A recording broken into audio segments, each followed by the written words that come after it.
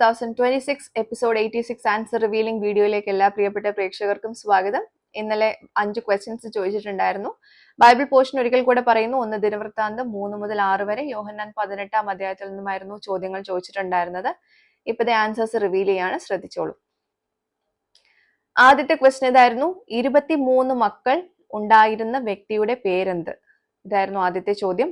ഉത്തരം ഷിമയി.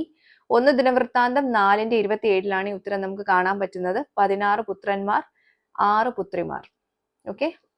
രണ്ടാമത്തെ ക്വസ്റ്റ്യൻ ഇതായിരുന്നു, പഴയ നിയമത്തിലെ ഒരു ദാസിയുടെ പേര് പാഠഭാഗത്തിലെ ഒരു സ്ഥലപ്പേരാണ്, ഏത്? ഇതായിരുന്നു ചോദ്യം. ഉത്തരം ബിൽഹ.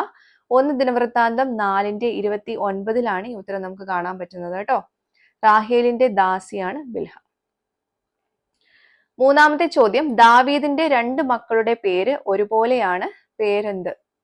ഉത്തരം എലീഷാമ. 1 ദിനവൃത്താന്തം 3:6, 8 ഈ വാക്യങ്ങളിലാണ് ഈ ഉത്തരം നമുക്ക് കാണാൻ പറ്റുന്നത്. നാലാമത്തെ ക്വസ്റ്റ്യൻ ഇതായിരുന്നു, സത്യം എന്നാൽ എന്ത് എന്ന് പറഞ്ഞത് ആര്? ഇതായിരുന്നു ചോദ്യം. ഉത്തരം പീലാത്തോസ്.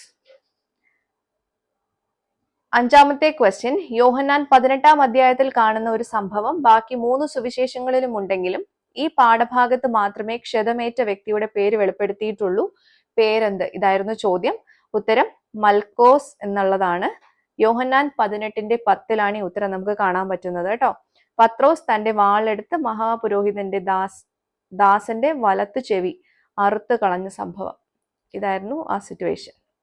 അപ്പോൾ ഇതായിരുന്നു ഇന്നലെ ചോദിച്ച ക്വസ്റ്റ്യൻസിന്റെ ആൻസേഴ്സ്. കറക്റ്റ് ആയിട്ട് ഉത്തരം വായിച്ചിട്ടുള്ള എല്ലാവർക്കും കൺഗ്രാറ്റുലേഷൻസ്. അടുത്ത ബൈബിൾ പോർഷൻ പറയുന്നു, 1 ദിനവൃത്താന്തം 7 മുതൽ 10 വരെയുള്ള അധ്യായങ്ങളും യോഹന്നാൻ 19 അധ്യായത്തിൽ നിന്നുമായിരിക്കും ക്വസ്റ്റ്യൻസ് ഉണ്ടാവുക. എല്ലാവരും വായിച്ച് തയ്യാറായിക്കോളൂ. നമുക്ക് അടുത്ത എപ്പിസോഡിൽ ചോദ്യങ്ങളുമായിട്ട് വീണ്ടും കാണാം. Till then, it's me Angel signing off. Bye and take care.